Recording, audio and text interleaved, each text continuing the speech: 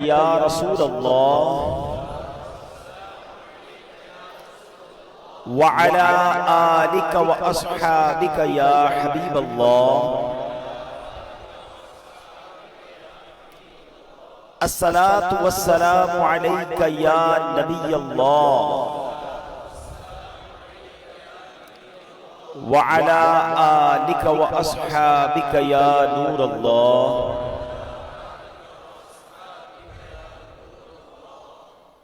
نویت سنت الاعتکاف۔ پیارے پیارے اسلامی بھائیوں، آج ماہ رمضان کی آخری طاق رات ہے اور ہو سکتا ہے کہ یہ ماہ رمضان کی آخری رات بھی ہو، یہ بھی ہو سکتا ہے کہ یہ ہماری زندگی کے رمضان کی بھی آخری رات ہو۔ ہمیں نہیں پتہ کہ اگلا سال ہم دنیا میں ہوں گے یا نہیں ہوں گے۔ پچھلے سال کئی لوگ تھے جو رمضان میں ہمارے ساتھ تھے، وہ اس بار نہیں ہیں۔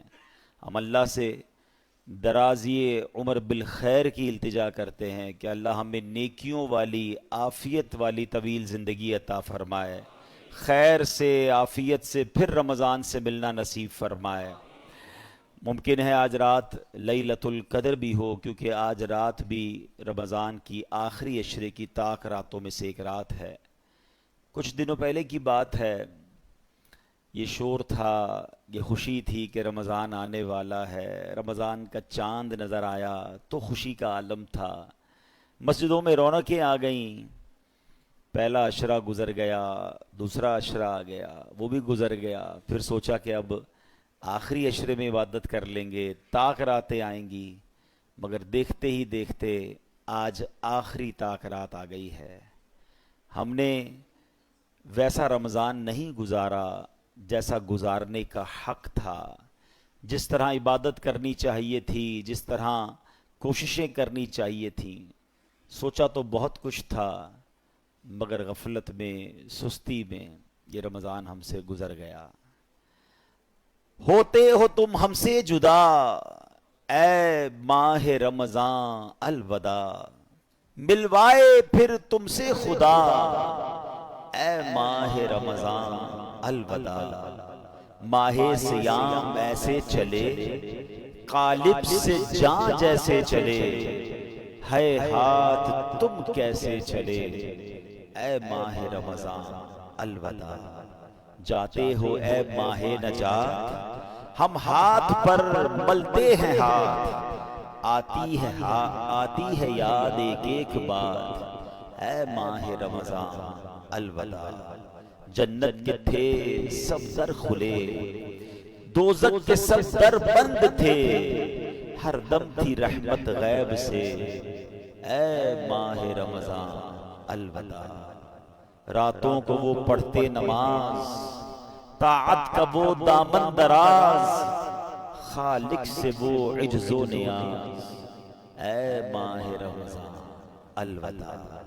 شہر تراوی الوداع، ماہ تسابیح الوداع، نور مصابیح الوداع اے ماہ رمضان الوداع۔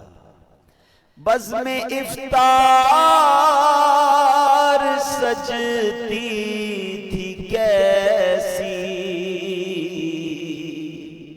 خوب سحری کی رونق بھی ہوتی۔ بزم افطار سجتی تھی کیسی، سحری کی رونق بھی ہوتی۔ سب سما ہو جائے گا سونا سونا، الوداع الوداع ماہ رمضان الوداع الوداع ماہ رمضان الوداع الوداع ماہ رمضان۔ رمضان، ماہ رمضان کی رنگی ہواؤں، اے معطر معمبر فضاؤں، لو سلام آخری اب ہمارا، الوداع الوداع ماہ رمضان، کچھ نہ حسن عمل کر سکا ہوں، چند آنسو نظر کر رہا ہوں، بس یہی ہے میرا کل ساسا، الوداع الوداع ماہ رمضان، الوداع الوداع ماہ رمضان، الوداع الوداع، سال آئندہ شاہ حرم تم کرنا عطار پر یہ کرم تم، پھر مدینے میں رمضان دکھانا کا، پھر مدینے میں رمضان دکھانا، الوداع الوداع ماہ رمضان، جب گزر جائیں گے ماہ 11 تیری آمد کا پھر شور ہوگا، کیا میری زندگی کا بھروسہ، کیا میری زندگی کا بھروسہ، الوداع الوداع ماہ رمضان، الوداع الوداع ماہ غفران، الوداع الوداع ماہ رمضان، روز محشر ہمیں بخشوانا، الوداع الوداع ماہ رمضان، جاؤ حافظ خدا اب تمہارا، الوداع الوداع ماہ رمضان، کیا میری زندگی کا بھروسہ، الوداع الوداع ماہ رمضان، پھر مدینے میں رمضان دکھانا، الوداع الوداع، ہائے کیسے دن تھے، کیسی راتیں تھی، کیسے مسجدوں میں سکون آ رہا ہے، کیسا اللہ کے گھر میں بیٹھنے کا لطف آ رہا ہے۔ اللہ کرے یہ لطف کبھی بھی ہم سے چھینے نہ، ہم اللہ کے گھر میں اسی محبت، اسی ذوق، اسی شوق کے ساتھ آتے رہیں۔ آج ہمارے بیان کا موضوع بھی یہی ہے کہ رمضان کے بعد کی زندگی۔ انشاءاللہ اپنے موضوع پر آتے ہیں، مگر درود پاک کی فضیلت پر مشتمل ایک بڑا ہی ایمان افروز میں نے آج آپ کو ایک واقعہ سنانا ہے۔ بزرگان دین نے اپنی کتاب میں اس واقعے کو بڑے شان سے نقل کیا ہے۔ ماجرا یہ تھا کہ ایک شخص تھا، بڑا نیک تھا مگر غریب بھی تھا، بال بچوں والا بھی تھا، غریب بھی تھا۔ اچانک رات کو اس کی آنکھ کھلی تو دیکھا بچے رو رہے ہیں۔ بچوں سے پوچھا کہ کیوں رو رہے ہو؟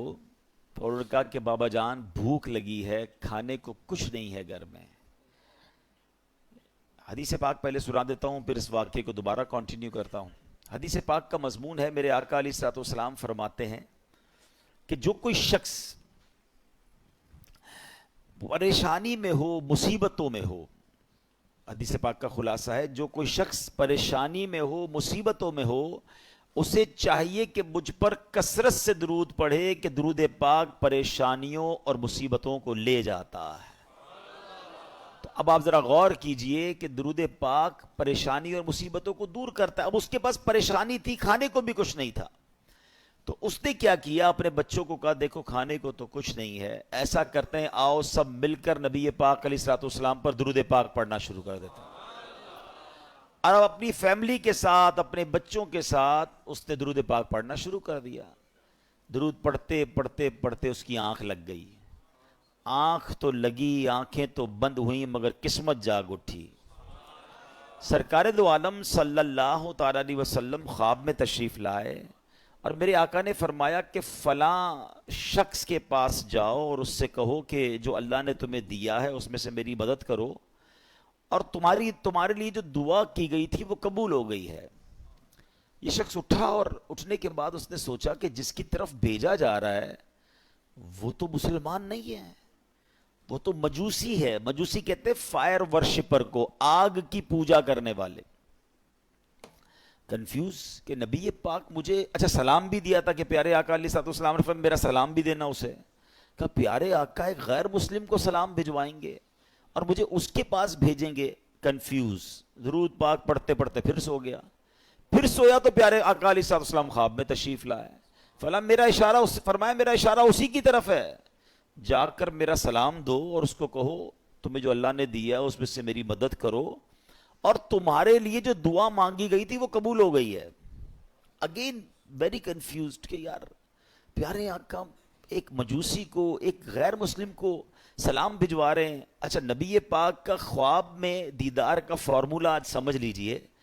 اللہ پاک ہم سب کو دیدار مصطفیٰ نصیب فرمائے صلی اللہ علیہ وسلم۔ علماء فرماتے کہ اگر کسی کو خواب میں پیارے آقا کے علیہ الصلوۃ والسلام کی زیارت ہوئی ہے نا، یعنی اس کا بھی ایک طریقہ ہوتا ہے، یا تو نبی پاک علیہ الصلوۃ والسلام خواب میں آ کر خود ارشاد فرما دیتے ہیں، اپنا نام ارشاد فرماتے ہیں، یا کوئی خواب میں بتاتا ہے کہ جناب رسول اللہ علیہ الصلوۃ والسلام ہیں، تو جس نے نبی پاک کو دیکھا اس نے پیارے آقا ہی کو دیکھا۔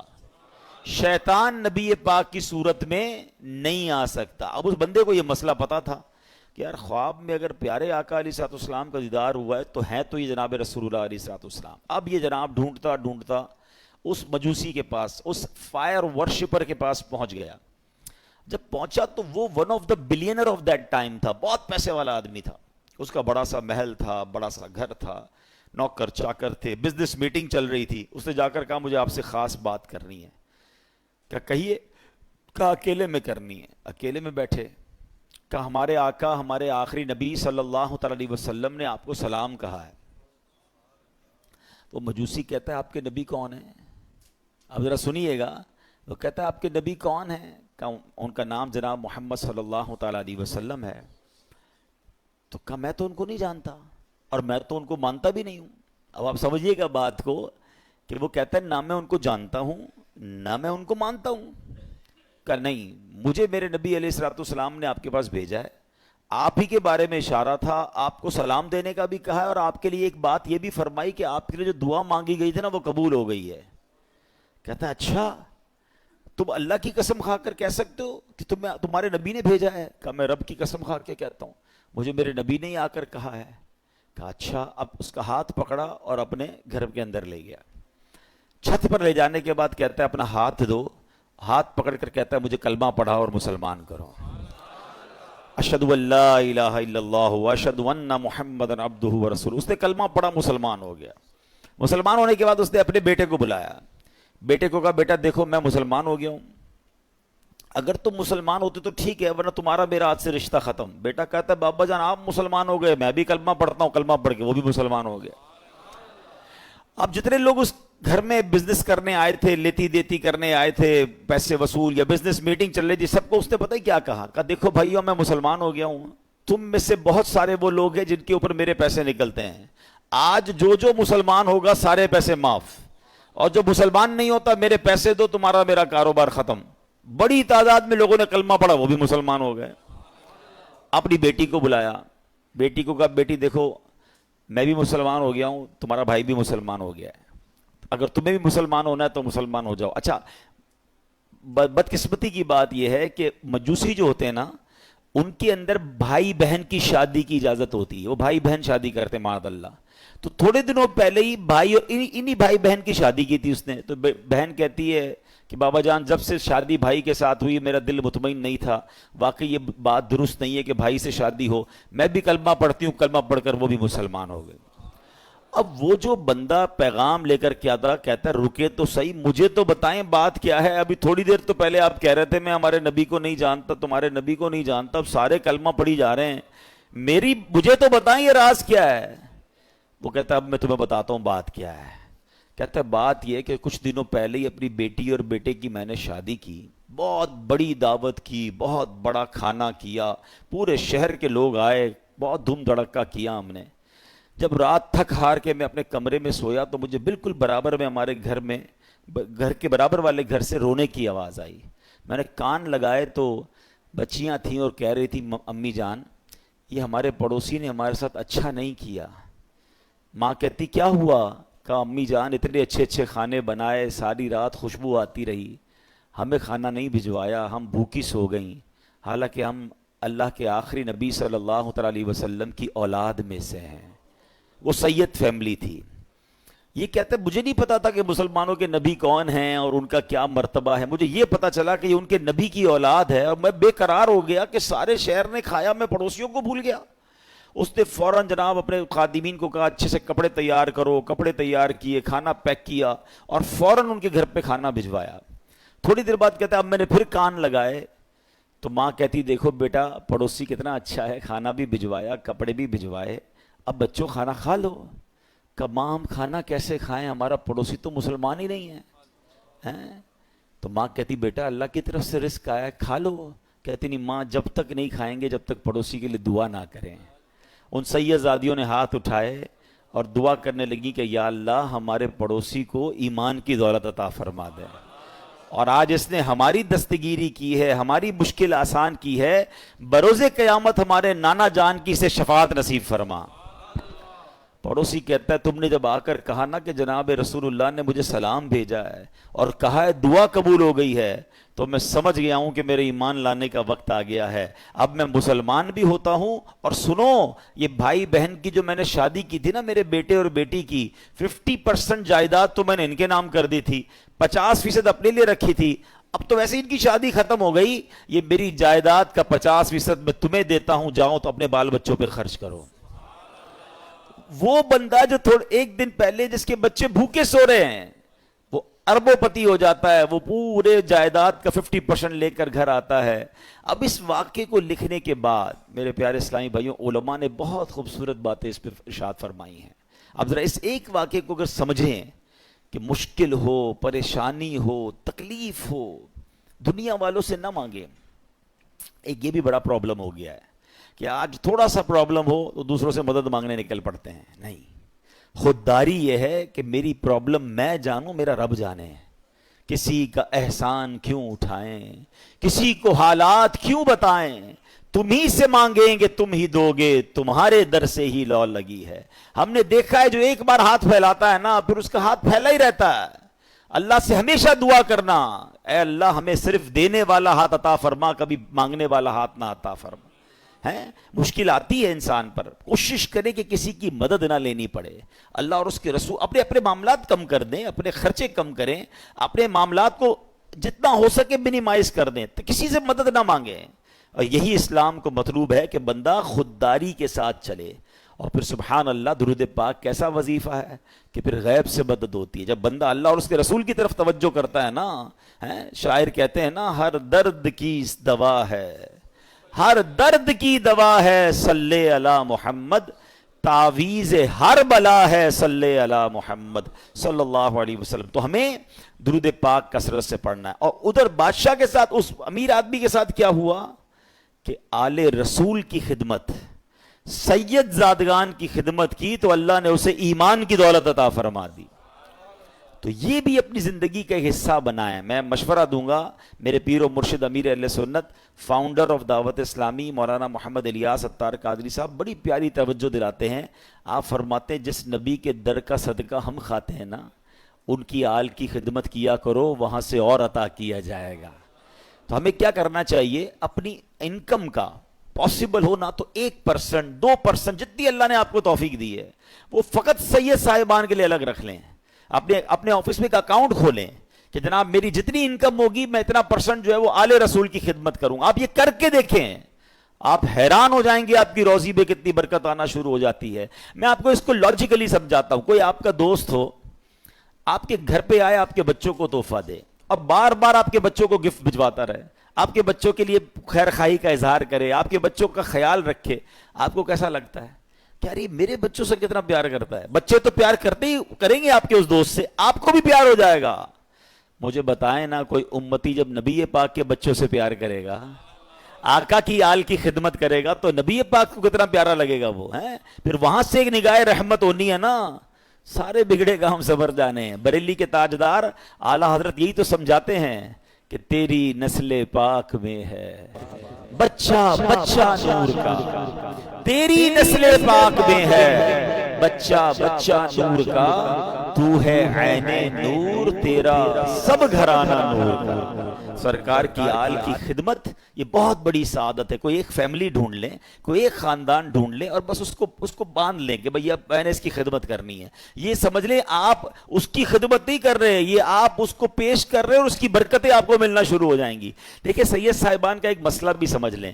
آج کے دور میں پرابلم یہ, لوگ پہلے تو زکوٰۃ پوری نہیں نکالتے, زکوٰۃ کے علاوہ پیسے ویسے ہی نہیں دیتے. اب سیدوں کو زکوٰۃ ویسے ہی نہیں لگتی, وہ تو مال کا میل ہے نا, میل دو گے کیا مال کا سرکار کی آل کو.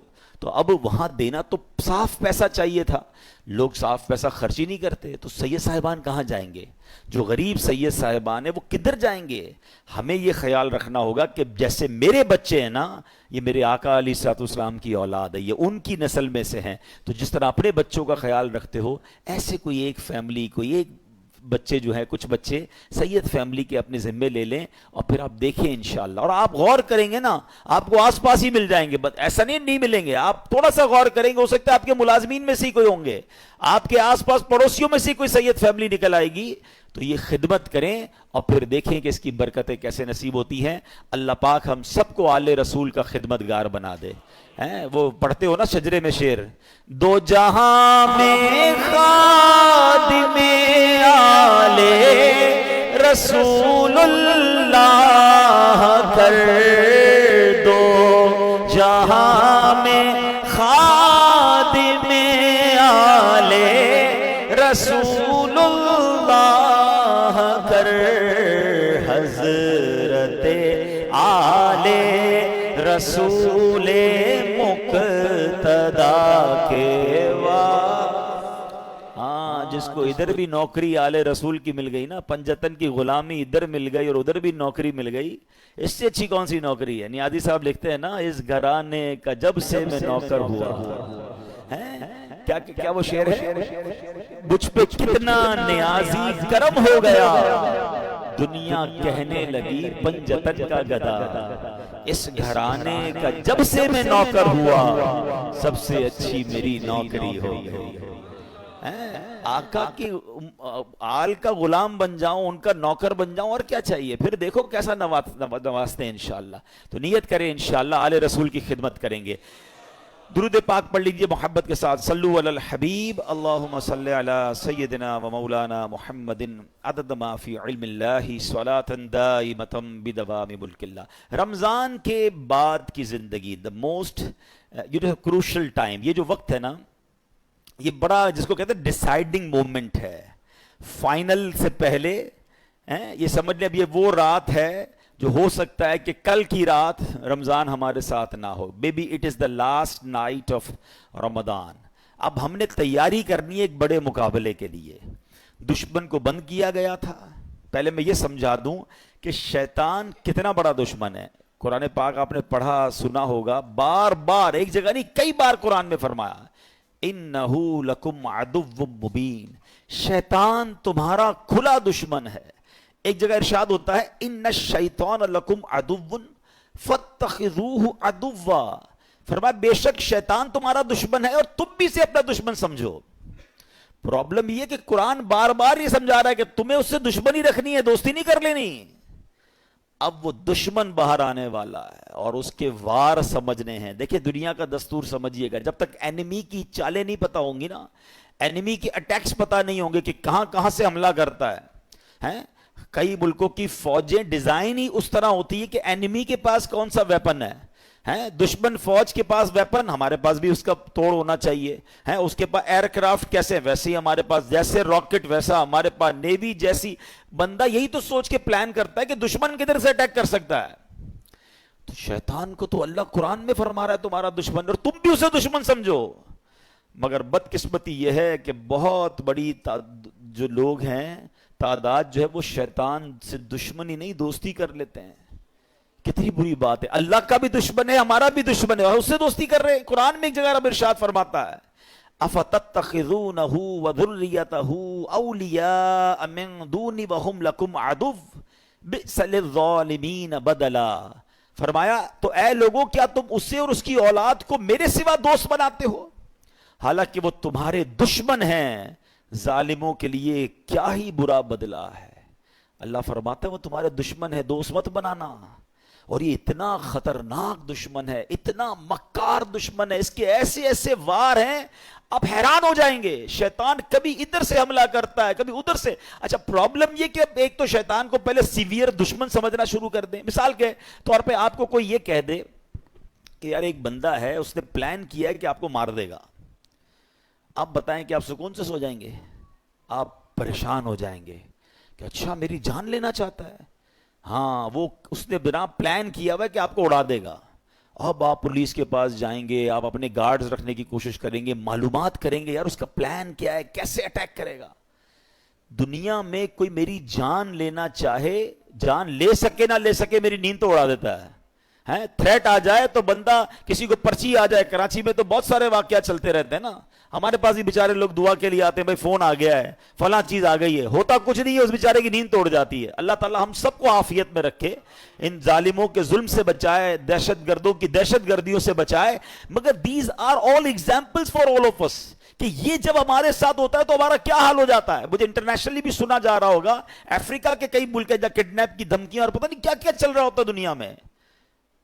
اچھا آپ میں سے کچھ لوگ ہوں گے کہیں گے یار مجھے تو کوئی دھمکی نہیں آئی, اللہ کا شکر, اللہ کرے کبھی آئے بھی نہ آپ کو. مگر یہ والی دشمنی تو قرآن نے بتا دی ہے نا, یہ دھمکی تو آپ کے پاس موجود ہے, یہ اٹیک, اور یہ دشمن آپ کا بھی ہے. وہ دشمن ہو نہ ہو, یہ دشمن سب کا ہے. قرآن کہہ رہا ہے تمہارا کھلا دشمن ہے.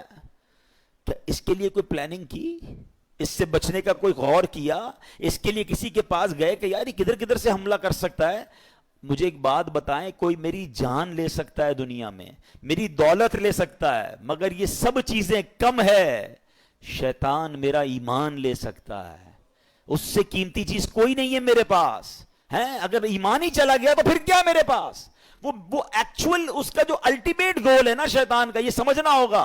جو کل رہا ہونے والا ہے, جو عید والی چاند رات کو رہا ہوگا, اس کا الٹیمیٹ گول یہ ہے کہ وہ میرا اور آپ کا ایمان چھین لے اور ہم دنیا سے بے ایمان ہو کر جائیں. اور ایک بات یاد رکھیے گا, سارے روزے, ساری تراویح, ساری عبادت, ساری نمازیں, سارے صدقے, سارے حج, سب کچھ برباد ہو جاتے ہیں اس کے جو ایمان پہ دنیا سے نہیں جاتا ہے. ہاں ایمان ہے تو سب کچھ ہے, ایمان کے بغیر گئے پھر کچھ بھی نہیں ہے. ہاں یہ پہلے سمجھ لیجئے بات کو. میرے اور آپ کی زندگی کا جو سب سے بڑا ٹارگٹ ہونا چاہیے نا, وہ ایمان کی حفاظت ہونا چاہیے. آپ کو پتا ہے اللہ کے نبی علیہ الصلوۃ والسلام کیا دعا کرتے تھے؟ یا مقلب القلوب ثبت قلبی علی دینک. اس دعا کا معنی کیا ہے؟ اے دلوں کو پھیرنے والے، میرے دل کو اپنے دین پر ثابت قدمی عطا فرما، اسٹیڈ فاسٹنس عطا فرما۔ کون دعا کر رہا ہے؟ جس کے صدقے مجھے اور آپ کو ایمان ملا۔ یہ میری اور آپ کی تربیت ہے کہ دل بدلتا ہے۔ اللہ سے مانگو کہ مرتے وقت دل قلب سلیم رہے، ایمان کی حالت میں دنیا سے جاؤں۔ اے ایمان والو نہ مرنا مگر مسلمان، کیا قرآن پاک کی آیت ہے؟ ایسا مت مرنا، اے ایمان والو مت مرنا مگر مسلمان۔ وَلَا تَمُوتُنَّ إِلَّا وَأَنْتُمْ مُسْلِمُونَ، قرآن کہتا ہے یا ایھا الذین آمنوا اتقوا اللہ وَلَا تَمُوتُنَّ إِلَّا وَأَنْتُمْ مُسْلِمُونَ، اے ایمان والو اللہ سے ڈرو اور نہیں مرنا مگر مسلمان۔ یعنی یہ جملہ کیسا ہے یار؟ اگر یہ آیت کو سمجھ لیں کہ کہا جا رہا ہے مرنا ہے مگر مسلمان، یہ اس کا مطلب یہ ہوا کہ میری اور آپ کی زندگی کا جو مین ٹارگٹ ہونا چاہیے نا، کہ ادھر سے کوئی چھیننے کی کوشش کر رہا ہے، ادھر سے میرا ایمان چھیننے کی کوشش کر رہا ہے۔ ایکچولی شیطان ہمارے سامنے اپنے اصلی روپ میں نہیں آتا، اس کے چیلے آتے ہیں، اس کے چیلے چپاٹے اب ہر طرح کے لوگ نکلے ہوئے نا، کبھی چینل پر، سوشل میڈیا پر کوئی قرآن کا انداز بیان کر رہا ہے، کوئی دین کا نیا انداز لے کر آیا ہے، کہیں نہ کہیں سے اٹیک کر کے آپ کا ایمان چھیننا چاہتا ہے۔ اعلیٰ حضرت امام اہل سنت نے 100 سال پہلے کہہ دیا تھا، سونا جنگل رات اندھیری، چھائی بدلی کالی ہے، سونے والوں جاگتے رہیو، چوروں کی رکھوالی ہے۔ یہ تو 100 سال پہلے کا تھا، اب تو کتنے فتنے ہیں۔ پتہ ہے اعلیٰ حضرت نے کیا کہا؟ آنکھ سے کاجل صاف چرا لیں یا وہ چور بلا کے ہیں، تیری گٹھڑی تاکی ہے اور تو نے نیند نکالی ہے۔ ہمیں پتہ ہی نہیں ہے، لوگ ہمارے ایمان کے پیچھے پڑے ہیں۔ ہم کہتے نہیں یار میں تو اس کی بھی سنتا ہوں، میں تو اس کی بھی سنتا ہوں، میں بد مذہبوں کے ساتھ بھی بیٹھتا ہوں، کچھ غیر مسلم دوست بھی بنائے ہوئے ہیں، میں سب کے ساتھ بیٹھتا ہوں۔ جناب نہیں، ایمان بچانا ہے تو ایسی محفلوں، ایسی گیدرنگز کو چھوڑنا ہوگا، سب کی نہیں سننی ہے۔ ہم اتنے مضبوط نہیں ہیں کسی کی سننے سے۔ آپ کو پتہ ہے نبی پاک علیہ الصلوۃ والسلام نے حضرت عمر فاروق رضی اللہ تعالیٰ کو تورات پڑھنے سے منع فرما دیا تھا۔ وہ کون ہے؟ حضرت عمر فاروق۔ اب بتائیے میری اور آپ کی کیا اوقات ہے؟ بندہ کہتا ہے میں ذرا دوسروں کی کتابیں بھی پڑھوں گا، دوسروں کے دلائل بھی سنوں گا۔ ارے پہلے مجھے اپنے دین کے بارے میں کچھ پتہ نہیں ہے اور میں چلا سب کی باتیں سننے۔ تو ایمان بچانا ہے تو اس کی فکر کرنی ہے۔ اچھا اب میں آپ کو شیطان کے کچھ واقعات کے ذریعے سمجھاتا ہوں کہ کیسا مکار ہے، کیسا گیم کرتا ہے۔ ایک کتابوں میں لکھا، برسیسا نامی ایک شخص تھا اور بہت بڑا عبادت گزار تھا۔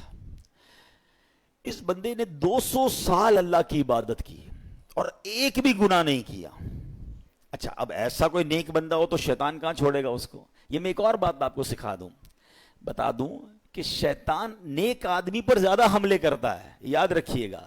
جو پہلے ہی کچھ نہیں کر رہا اس کو شیطان نے کہا تو ساڑھا ساتھی ہے، نہ نماز پڑھ رہا ہے، نہ روزے رکھ رہا ہے اور بدکاریاں کر رہا ہے، شراب پی رہا ہے، نہیں، اس کے لیے پرابلم ہے نیک آدمی جو نمازیں پڑھ رہا ہے، جو روزے رکھ رہا ہے، جو نیکی کی نیت کر بیٹھا ہے، جو علم دین سیکھ رہا ہے، وہ بے چین رہتا ہے اس کے بارے میں۔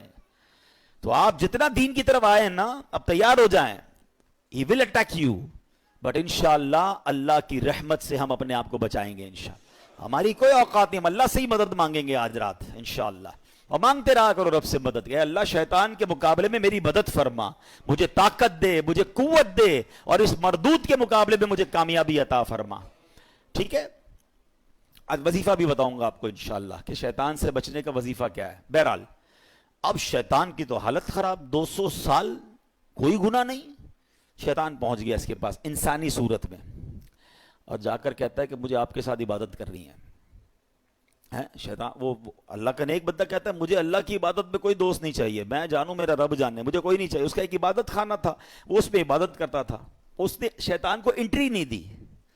اس مردود نے کیا کیا تھا، انسانی صورت میں اسی نیک آدمی کے گھر کے باہر بیٹھ کر عبادت شروع کر دی، ڈھونگ کے لحاظ میں۔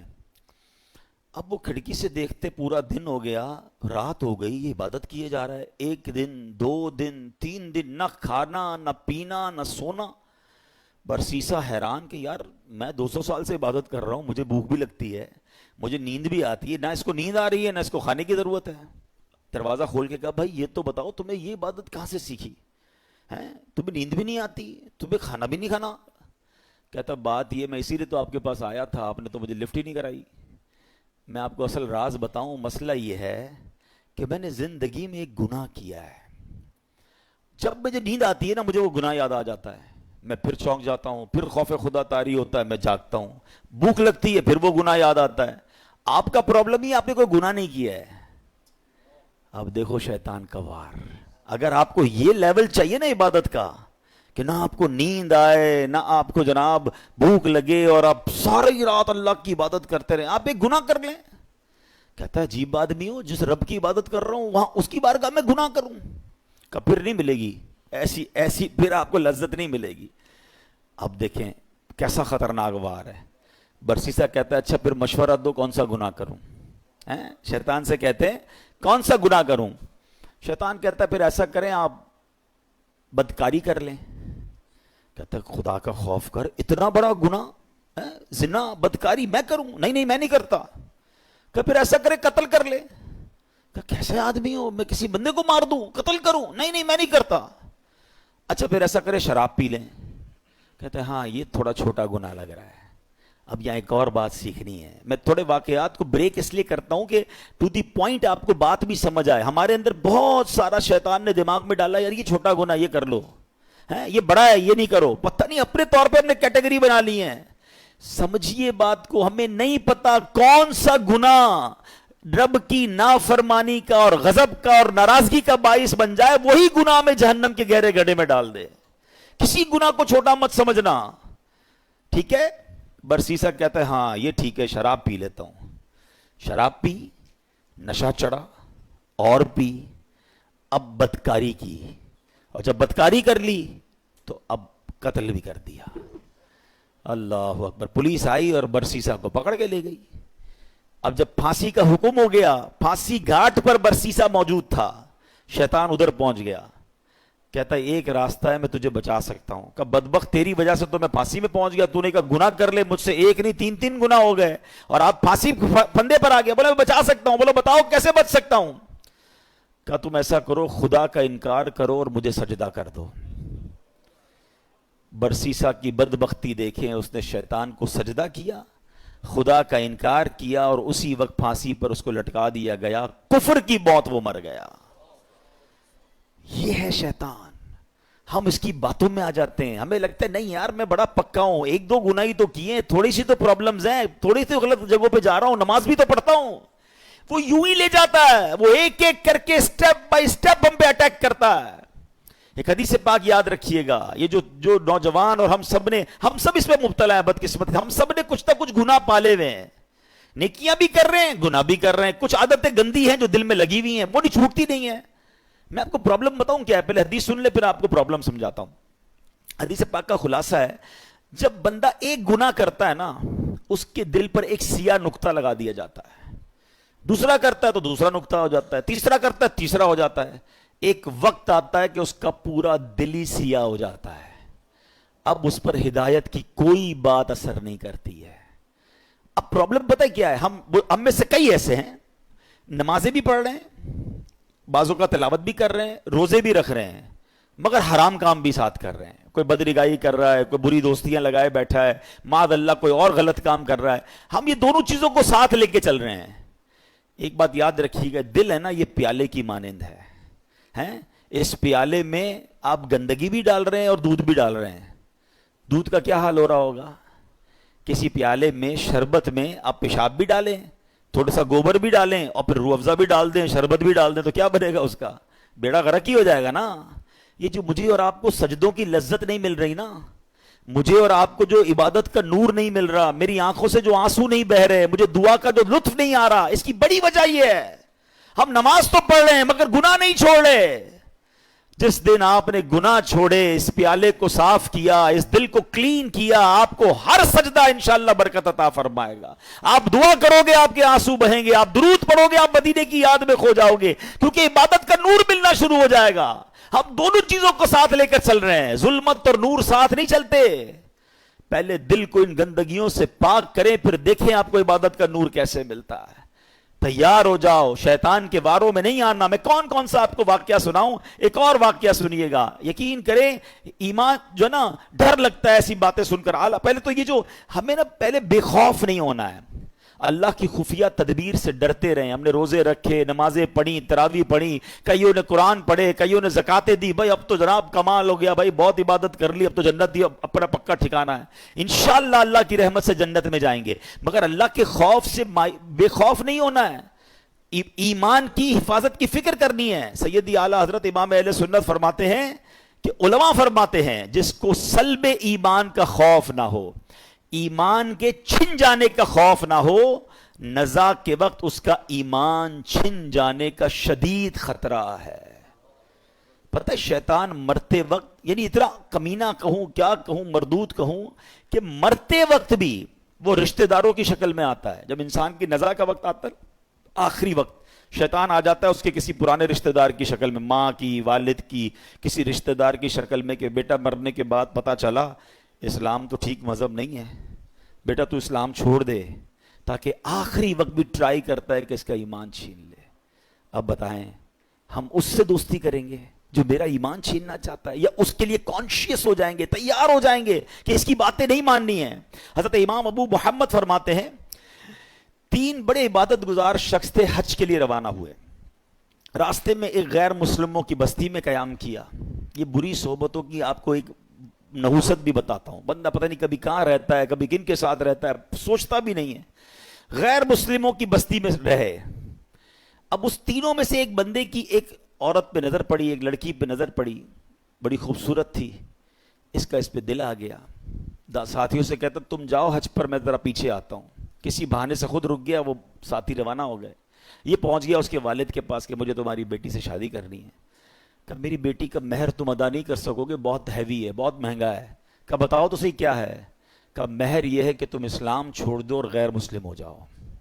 ساری زندگی جس کی عبادت میں گزری، شیطان نے ایسا حملہ کیا، عورت کا ایک ایسا جال پھینکا اس کے دل پر کہ اس شخص نے اسلام کو چھوڑا اور غیر مسلم مذہب اختیار کر لیا۔ حج پہ جا رہا تھا، سفر کون سا تھا؟ حج کا۔ سوچئے شیطان کب کہاں کیسے حملہ کر سکتا، آپ سوچ نہیں سکتے۔ میری زبان نہیں اٹھ رہی ہے مگر اشارے میں بتا دیتا ہوں، طواف کے دوران کیا کچھ ہوتا ہے، ایسی ایسی باتیں سامنے آئی ہیں کہ زبان بھی نہیں اٹھتی کہ یار ادھر بھی۔ لیکن شیطان، ہم سمجھتے کعبے کے سامنے کچھ نہیں ہو سکتا، آپ اپنے گھر میں سوچ رہے ہو میں محفوظ ہوں، کعبے کے سامنے بہکاتا ہے وہ، ادھر غلط کام ہو جاتے ہیں، چوری پکڑتے ہوئے نہیں پکڑے جاتے حرم کے اندر ہیں۔ سوچئے شیطان سے کوئی محفوظ نہیں ہے، اپنے آپ کو سیکیور مت سمجھو، اس کی فکر کرنی ہے، دعائیں مانگنی ہے، اس کا علاج کرنا ہے اور اپنے آپ کو ان بری صحبتوں سے بچانا ہے۔ اب کیا ہوا؟ غیر مسلم ہو گیا۔ تھوڑے عرصے کے بعد اس بندے کا اسی مذہب پہ وصال ہو گیا، یعنی کفر پر ہی مر گیا۔ وہ جو دوست تھے نا حج پر گئے تھے، کچھ عرصے بعد اس بستی میں آئے کہ یار پوچھے تو صحیح دوست کدھر ہے؟ کسی نے بتایا اس نے تو مذہب بھی بدل لیا اور اسی مذہب پر، کفر پر اس کی موت بھی ہو گئی۔ کہا یار قبر ہی بتا دو۔ قبر پہ گئے تو اس قبر کے کنارے ایک عورت 2 بچوں کے ساتھ بیٹھی رو رہی۔ عورت سے پوچھا تم کون ہو؟ کہا میں اس کی بیوی ہوں جس کی وجہ سے اس نے میرا مذہب اختیار کیا۔ دوست رونے لگے اور اس عورت کو بتایا کہ پتہ ہی ہمارا دوست کیسا تھا، کتنی عبادت کرتا تھا، کتنے روزے رکھتا تھا، بہت اللہ کا نیک بندہ تھا، اور دیکھو اس بیچارے کا، اس کے ساتھ ہوا کیا کہ ایمان ہی چلا گیا۔ عورت نے جب یہ سنا کہ میرا شوہر اتنا نیک تھا، اس کے دل میں اسلام کی محبت آئی، وہ عورت کلمہ پڑھ کر مسلمان ہو گئی۔ ہائے ہائے ہائے، اس واقعے کو لکھ کر جو علماء نے باتیں لکھی ہیں نا، رونگٹے کھڑے ہو جاتے کہ یہ ہے اللہ کی خفیہ تدبیر۔ وہ جس عورت کے لیے غیر مسلم ہوا، وہ غیر مسلم کی موت مرا، اور اس کے مرنے کے بعد اللہ نے اس عورت کو ایمان کی دولت عطا فرما دی۔ یہ اللہ پاک کے فیصلے ہیں، اللہ کی خفیہ تدبیر سے ڈرو، اپنے ایمان کی فکر کرنی ہے، شیطان کے واروں سے بچنے کا ذہن بنانا ہے۔ اللہ کرے آج کے اس بیان میں ہم یہ سمجھ جائیں اور پریپیئر ہو جائیں کہ رمضان کے بعد ہمیں اس مردود کی بات نہیں ماننی ہے۔ ایک بزرگ کے بارے میں آتا ہے، بڑا کمال کا انہوں نے سوال کیا۔ ایک بار نیک آدمی کی شیطان سے ملاقات ہو گئی، انہوں نے شیطان سے کہا کہ اے ابلیس بتا میں تیرے جیسا کیسے بن سکتا ہوں؟ ویری اسٹرینج کوسچن، ابلیس کہتا ہے پوری دنیا میں آج تک کبھی مجھ سے کسی نے ایسا سوال نہیں کیا، میرے جیسا کون بننا چاہتا ہے؟ کہ بس تو بتا دے تیرے جیسا بننے کا طریقہ کیا ہے۔ ابلیس تو خوش ہو گیا، چلو ایک دوسرا پارٹنر ملا بھائی، کوئی تو ہے جو میرے جیسا بننا چاہتا ہے۔ کہ بہت آسان ہے میرے جیسا بننا، آپ دو کام کر لیں کہ آپ نمازوں میں سستی کریں اور جھوٹی ہو یا سچی بس زیادہ قسمیں کھایا کریں۔ وہ نیک شخص پتہ کیا کہتا ہے؟ میں اللہ تعالیٰ سے وعدہ کرتا ہوں زندگی میں آئندہ کبھی یہ دو کام نہیں کروں گا۔ شیطان کہتا ہے آپ نے دھوکہ دیا مجھ سے میرا راز لے لیا، اب میں بھی وعدہ کرتا ہوں کہ آئندہ کبھی کسی کو نصیحت والی بات نہیں بتاؤں گا۔ مگر what we get from that incident, یہ دو باتیں بڑی خطرناک ہیں، نمازوں میں سستی اور یہ بات بات پر قسمیں کھانا۔ کچھ لوگوں کا تو تقیہ کلام ہے، اللہ کی قسم، رسول کی قسم۔ ارے بھائی تم سے قسمیں کس نے بولا ہے؟ ہر بات میں قسم کھانی ہے؟ سودا بیچنا ہے تو قسم، کیوں قسمیں کھانی ہے؟ پلیز قسموں کی عادت ختم کریں۔ یہ سودا بک تو جاتا ہے قسمیں کھا کے، برکت اڑ جاتی ہے، لیکن پہلی بات زیادہ سیویئر ہے نا، نمازوں میں سستی، اور دل کو غم یہ ہے کہ اب بس جیسی چاند نظر آئے گا نا تو کئی لوگ چلے جائیں گے۔ خدا کے واسطے اس بار ایسا مت کرنا۔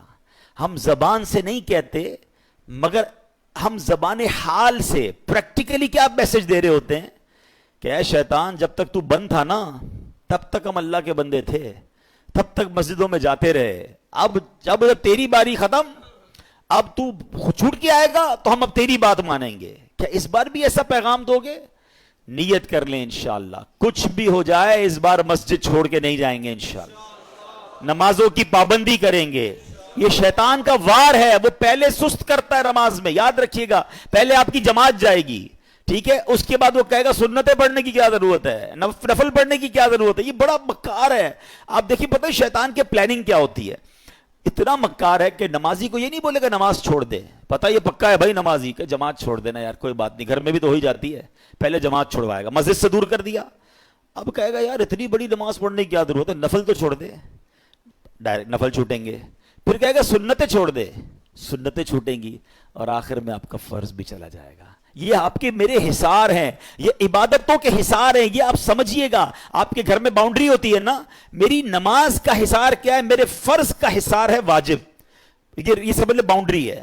واجب کے بعد ایک باؤنڈری ہے سنت کی، اس کے بعد ایک باؤنڈری ہے نفل کی۔ اگر میں نے نفل پکڑ کے رکھے نا میرے سنت نہیں جائے گی، اگر سنت پکڑ کے رکھے تو واجب نہیں جائے گا، واجب پکڑ کے رکھے تو فرض نہیں جائے گا، اور یہ سب چھوڑتا گیا تو ایک ایک کر کے وہ سب لے جائے گا۔ اچھا یہ ایک اور اس کی مکاری بتاؤں، پہلے تو پلان کرتا ہے کہ کسی نیک آدمی سے کوئی بڑا گناہ کرا دے، شراب پلا دے، بدکاری کروا دے، قتل کروا دے۔ جب یہ دیکھتا ہے نا یار یہ تو کچھ کر ہی نہیں رہا ہے، میری مان ہی نہیں رہا ہے، تھکتا نہیں ہے۔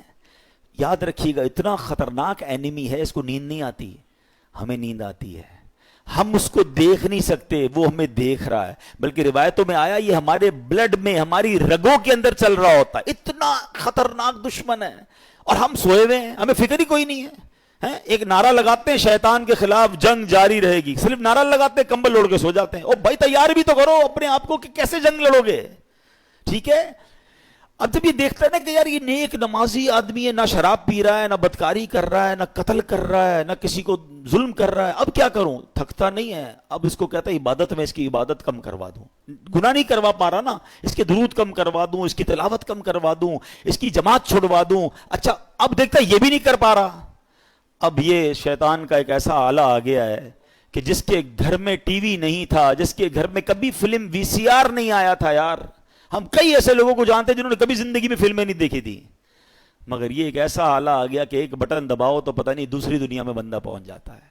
اب نیک نمازی آدمی سے بھی اس کے ذریعے گناہ کرواتا ہے، میرے ہی پیسے لگے، میں ہی انٹرنیٹ کا بل بھر رہا ہوں، میں نے ہی لاکھوں روپے کا موبائل لیا اور مجھے ہی جہنم میں لے جا رہا ہے، کیا بے وقوفی ہے یار۔ سوچئے یہ شیطان کے وار ہیں، یہ ساری روحانیت منٹوں میں برباد ہو جاتی ہے جب آپ اپنی آنکھیں حرام دیکھتی ہیں۔ اچھا پھر ایک اور کیا کرتا ہے کام، دیکھیں میں آپ کو کچھ شیطان کی چالیں بتا رہا ہوں۔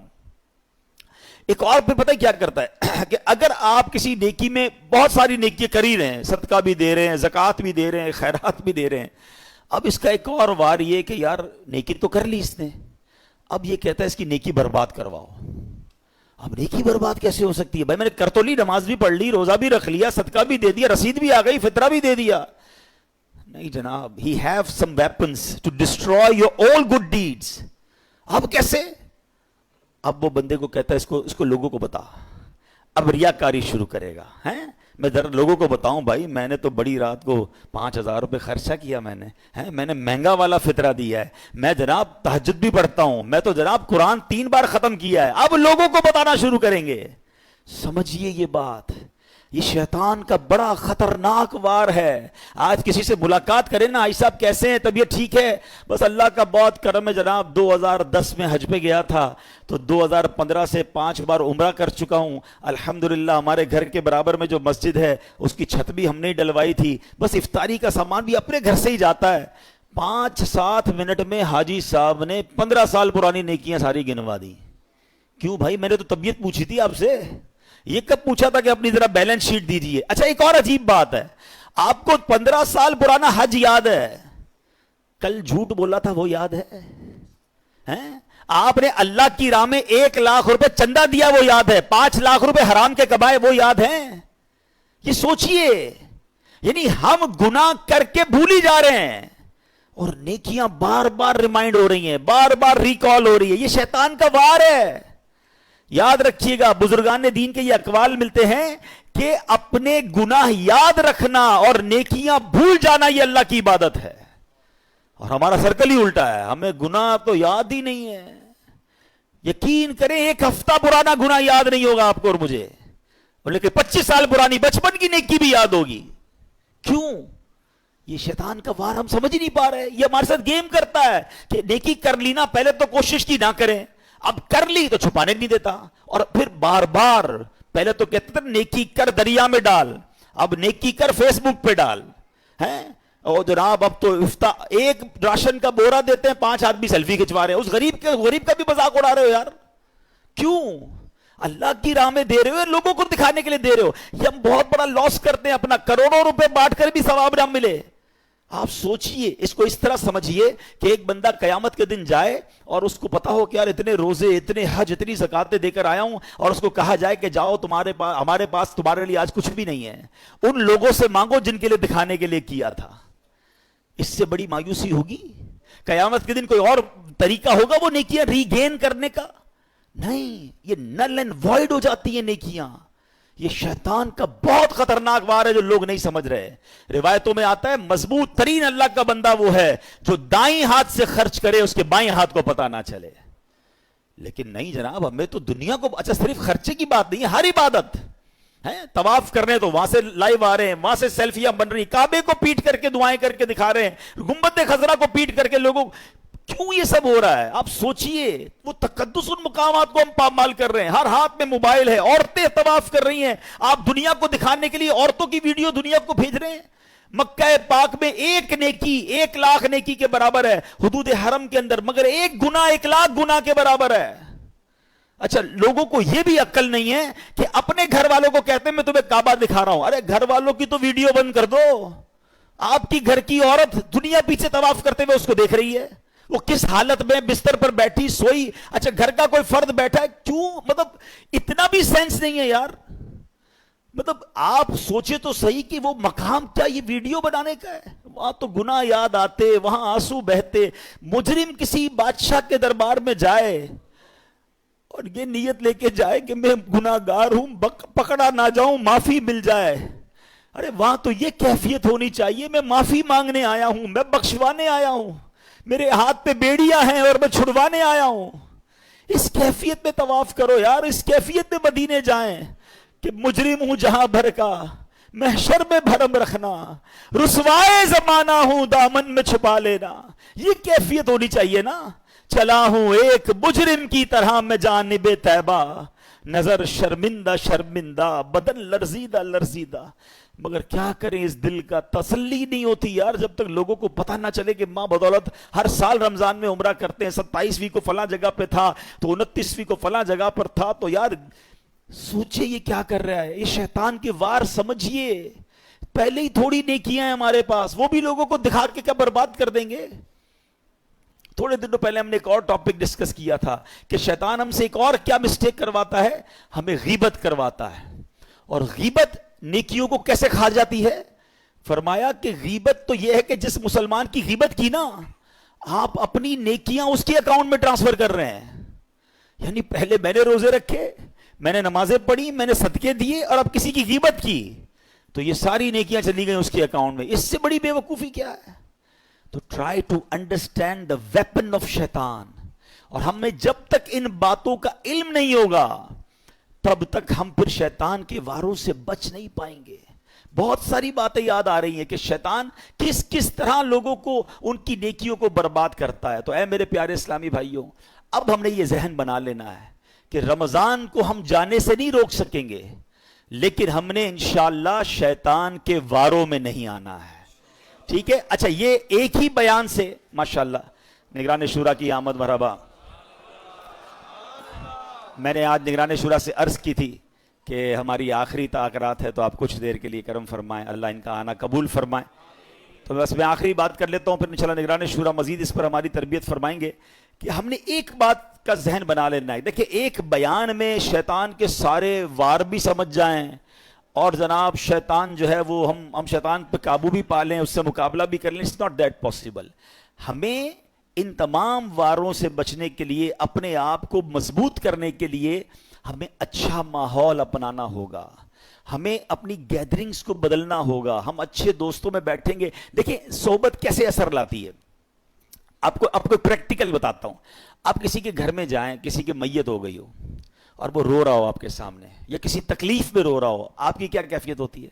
آپ کی بھی آنکھیں نم ہو جاتی ہیں، آپ باہر نکل کے بھی دل افسردہ ہوتا ہے. آپ کے ساتھ تو کچھ نہیں ہوا جناب، مگر کسی کو افسردہ دیکھا، آپ پر اثر پڑا نا.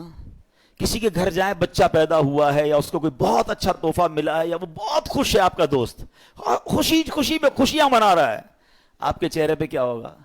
مسکراہٹ آ جائے گی نا. آپ کو تو نہیں ملی خوشی، مگر کسی کو خوش دیکھا تو خوشی نے دل پہ اثر کیا. ایسا ہی ہوتا ہے. بالکل اسی طرح جب گناہ گاروں کی محفل میں بیٹھیں گے نا، بدکاروں کی محفل میں بیٹھیں گے، حرام کام کرنے والوں کی محفل میں بیٹھیں گے، دل پر اثر ہوگا. اور سبحان اللہ جب نیکوں کی محفل میں بیٹھیں گے، ذکر و اذکار کی محفل میں بیٹھیں گے، درود و سلام کی محفل میں بیٹھیں گے، یقیناً دل پر اثر ہو. ابھی دیکھیں آپ کی میرے دل کی کیفیت کیا ہے. اللہ کے گھر میں بیٹھے 1 گھنٹہ ہو گیا ہے، اٹھنے کو جی نہیں چاہ رہا، باتیں سننے کو. کیوں؟ یہ اچھی محفل، اچھی جگہ کی برکتیں ہیں. تو اگر آپ اور میں چاہتے ہیں کہ رمضان کے بعد بھی پنکچول رہیں نماز میں، ہم شیطان کے واروں میں گرفتار نہ ہوں، تو اچھی صحبت اپنانی ہوگی. الحمدللہ دعوت اسلامی کا ماحول ہے. یہ مسجد ماشاءاللہ آپ کو کتنی بڑی نعمت ملی ہے. یہاں ماشاءاللہ جمعے کو پروگرام ہوتے ہیں، انشاءاللہ آگے جا کے ہم اس کو ویکلی مزید کچھ پروگرامز کرنے کا ارادہ رکھتے ہیں. فیضان مدینہ بھی اتنا دور نہیں ہے، وہاں تشریف لاتے رہیں، مدنی چینل سے کنیکٹ ہو جائیں، دعوت اسلامی کے مدنی قافلوں میں سفر کریں تو انشاءاللہ برکتیں ملیں گی. میں نے بیان کے دوران کہا تھا میں ایک وظیفہ بتاؤں گا شیطان کے واروں سے بچنے کے لیے. ایک وظیفہ اعوذ باللہ من الشیطان الرجیم، یہ بار بار پڑھتے رہا کریں. یہ انشاءاللہ آپ جتنا پڑھیں گے اللہ نے چاہا شیطان کے واروں سے بچنا آسان ہو جائے گا. اللہ پاک ہم سب کو شیطان کے واروں سے محفوظ فرمائے اور رمضان کے بعد بھی ہمیں نمازوں کا پابند رکھے. نیت کرتے نا انشاءاللہ نماز کوئی بھی قضا نہیں ہوگی انشاءاللہ. اور یہ 3 دن بالخصوص بڑے کروشل ہیں. میں نے پچھلے بیان میں بھی کہا تھا دیز آر 3 days. جو عید کے 3 دن ہے نا، اس نے بڑا زور لگانا ہے. آپ کہیں گے یار ابھی تو عید کے دن ہے، دوست گھر پہ آئے ہیں، مہمان آئے ہیں، مہمان کو بھی لے آنا. چلو بھائی نماز کا ٹائم ہو گیا، جماعت سے نماز پڑھتے ہیں. 3 دن بعد جماعت آپ نے نماز پڑھ لی، آپ کی نماز انشاءاللہ کنٹینیو ہو جائے گی. اللہ پاک عمل کرنے کی توفیق عطا فرمائے. نگران شورا انشاءاللہ آج ہمارے ساتھ ہیں، ہم بڑے خوش نصیب ہیں. انشاءاللہ کچھ مدنی پھول بھی دیں گے آج حاجی صاحب، انشاءاللہ تاخیرات کی دعا بھی نگران شورا فرمائیں گے انشاءاللہ. صلو علی الحبیب. ایسا اب یہاں سے